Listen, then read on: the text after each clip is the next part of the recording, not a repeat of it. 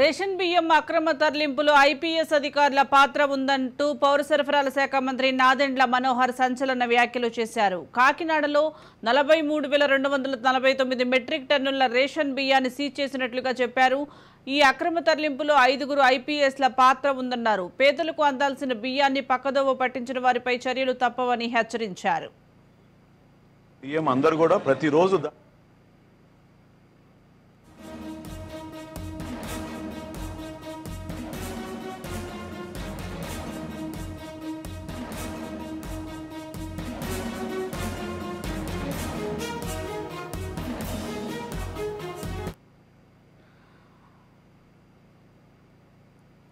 విజయవాడలో ఏపీఐఐసి కాలనీలో రైతు బజార్లలో రాయితీపై నాణ్యమైన బియ్యం, కందిపప్పు పంపిణీ చేసే మొదటి కౌంటర్ను నాదెండ్ల మనోహర్ ప్రారంభించారు. ఈ సందర్భంగా మంత్రి మాట్లాడుతూ చంద్రబాబు, పవన్ కళ్యాణ్ ఆదేశాలతోనే సామాన్యులకు నిత్యావసర సరుకులను రాయితీపై అందించేందుకు చర్యలు తీసుకున్నట్లుగా తెలిపారు. ఆర్థిక పరిస్థితి క్లిష్టంగా ఉన్నప్పటికీ ప్రజల ఇబ్బందులను దృష్టిలో పెట్టుకుని ఈ కౌంటర్లు ఏర్పాటు చేస్తున్నట్లుగా కూడా తెలిపారు. దీనికి సంబంధించి మోర్ అప్డేట్స్ మా ప్రతినిధి దుర్గా అందిస్తారు. దుర్గా. ఆంధ్రప్రదేశ్ రాష్ట్ర ప్రభుత్వం సరికొత్త నాందికి శ్రీకారం చుట్టిందని చెప్పొచ్చు. ప్రజలకి నిత్యావసర వస్తువులైనా సరే రైస్ మరియు కందిపప్పు ఇతర వస్తువులని కొద్దిగా చౌక ధరకి ఇచ్చే విధంగా అయితే కొన్ని రూపకల్పన చేసిన పథకం ఈ పథకం. ఈ రైతు బజార్లో అయితే ఈ పథకాన్ని ఉంటాయి. ప్రతి నియోజకవర్గంలో ఉండే రైతు బజార్లు అయితే ఉంటాయి. 1-2 షాపులు మాత్రమే ఉంటాయి. ఆ షాపుల్లో మాత్రమే ప్రజలకి నెలకి సరిపడేగా ఉండే విధంగా ఒక మనిషికి 5 కేజీలు మరియు కేజీ కందిపప్పు కూడా అతి తక్కువ ధరకి ఇవి అందిస్తారు.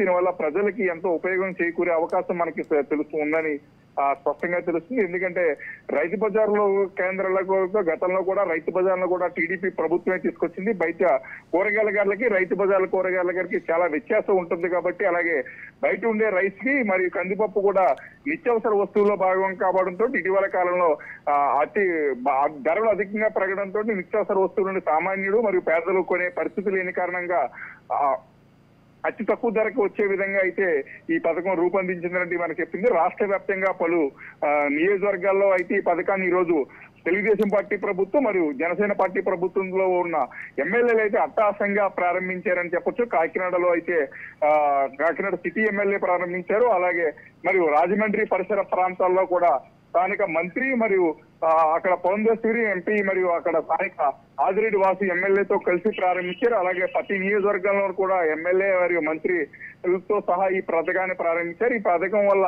సామాన్య బిలో మధ్య తరగతి ప్రజలకైతే మంచి లబ్ధి చేకూరే అవకాశం ఉందని మనకి స్పష్టమవుతుంది. అలాగే దాంతో పాటు నాదెండ్ల మనోహర్ అని చెప్తున్నారు, డీమార్ట్ మరియు ఇతర వాటిలో కూడా ఈ కందిపప్పు బియ్యం కూడా కొద్దిగా అతి తక్కువ ధరకు వచ్చే విధంగా మేము ఇవ్వడం జరుగుతుందని ఆదేశాలు ఇవ్వడం జరుగుతుందని కూడా మంత్రి నాదెండ్ల మనోహర్ అయితే చెప్తున్నారు. అదే మంత్రి నాదెండ్ల మనోహర్ పౌర సరఫరాల శాఖ మంత్రిగా బాధ్యతలు చేపట్టిన దగ్గర నుంచి కూడా తనదైన శైలిలో ముందుకు వెళ్తున్నారు. కాకినాడలో రేషన్ బియ్యంపై అయితే ఉక్కుపాదం మోపడం, అలాగే బియ్యం మరియు కందిపప్పు ధరను అతి తక్కువ ధరకి ఇప్పించడం, అలాగే బాలింతరాలకి ఇతర వాళ్ళకి ఇచ్చే చిక్కులు మరి ఇతర వాటిల్లో కూడా మెరుగైంది వచ్చే విధంగా చూడడం, అలాగే రైసు బ్యాగ్స్ మరియు ఇతర వాటిలో కూడా కందిపప్పులో కూడా గతంలో 50 గ్రాముల నుంచి 40 గ్రాములు తక్కువ ఉండేది 1 కేజీకి.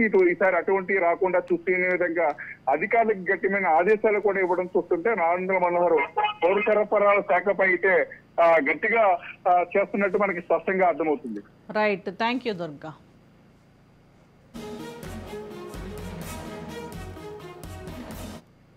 ఒక కాకినాడలోనే కాకినాడలోనే ఈ రోజు వరకు మేము 249 మెట్రిక్ టన్నులు బియ్యాన్ని మేము సీజ్ చేశాం. దానిపైన సమగ్రమైన ఎంక్వైరీ జరుగుతోంది. స్థానికంగా ఉన్న కలెక్టర్ గారు, జాయింట్ కలెక్టర్ గారు, మా డిఎస్ఓ, డిఎం అందరూ కూడా ప్రతిరోజు దాడులు నిర్వహిస్తూనే ఉన్నారు. 43,000 మెట్రిక్ టన్నులు ఒక కాకినాడలోనే జరిగిందంటే ఏ విధంగా రాష్ట్ర వ్యాప్తంగా వీళ్ళు గ్రీన్ ఛానల్ మెయింటైన్ చేసుకుని ముందుకెళ్లారో మీ అందరికి తెలుసు. ఇందులో ఆశ్చర్యకరమైన విషయం ఏంటంటే కొంతమంది ఐపీఎస్ అధికారులు, నాకున్న సమాచారం 5గురు ఐపీఎస్ అధికారులు కూడా దీంట్లో ఇన్వాల్వ్ అయ్యారు. సో ఖచ్చితంగా దీనిపైన సమగ్రమైన విచారణ జరిపిస్తాం. ఎవరైనా సరే దీనిపైన బాధ్యత తీసుకోవాల్సిన అవసరం ఉంటుంది కాబట్టి నిజాయితీగా పనిచేసి పేదల కోసం అందించాల్సిన ధాన్యాన్ని, బియ్యాన్ని ఏ విధంగా వీళ్ళు కొల్లగొట్టారో దానిపైన ఖచ్చితంగా మేము యాక్షన్ తీసుకుంటాం.